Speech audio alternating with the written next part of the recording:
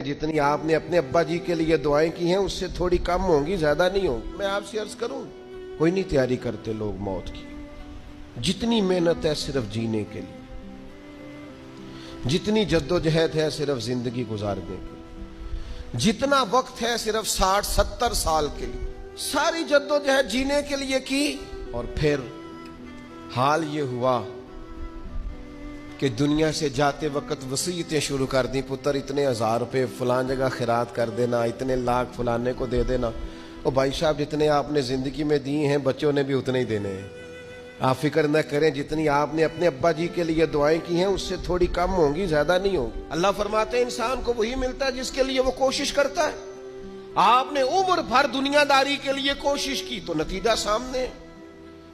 इधर आंखें बंद होती हैं, उधर बेटे एक दूसरे पे केस करा देते हैं, ये प्लाट तो अब्बा जी मुझे कह गए थे, यहां तो कच्चा रुका मेरे पास भी है, यहां तो 3 आदमियों से पूछ ले वो मेरे नाम थे। फितने, फसादात, लड़ाइयां और दंगे।